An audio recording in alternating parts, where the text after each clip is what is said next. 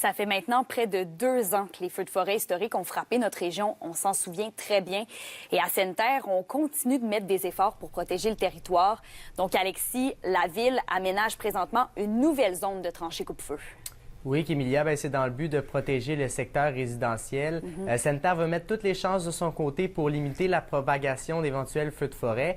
Ça se passe près de la 113 Nord, autour d'un quartier résidentiel près de la rue Cyprès. On parle près de même de plusieurs phases, Kémilia. On profite des froids et de la solidité des sols actuellement pour ajouter du gravier afin de pouvoir procéder aux aménagements de la tranchée cet été.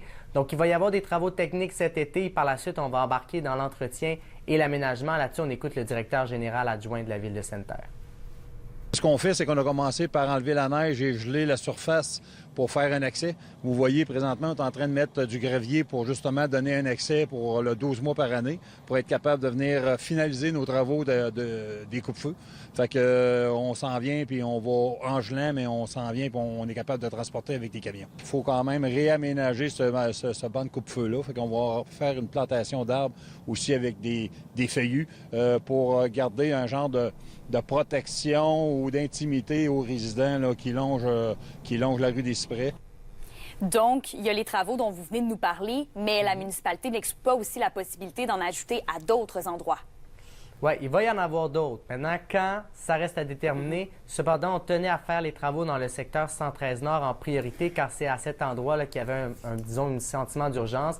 Mais pour la mairesse, Nataliane Percha, elle affirme que d'autres travaux seront effectués éventuellement à d'autres endroits. On l'écoute. Pour l'instant, le plus problématique, c'est vraiment ici avec la question de la terre noire, tandis qu'ailleurs, c'est pas le même sol qu'on y voit.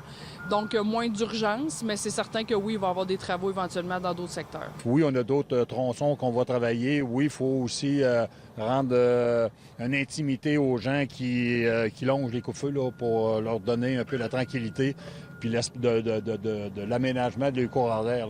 Fait que oui, on a quelques secteurs où il y a des habitations où on va particulièrement porter attention à leur donner un peu d'intimité. Donc, pour les travaux actuels, la phase devrait prendre fin dans 1 mois. On va continuer au courant de l'été, mais la totalité des travaux devrait prendre fin autour de l'automne 2027. Et la Ville va aussi dévoiler sous peu à sa population un plan global pour réhabiliter les tranchées coupe-feu sur son territoire. Ça va être à suivre. Oui, on reste attentif. Merci beaucoup, Alexis. Au revoir.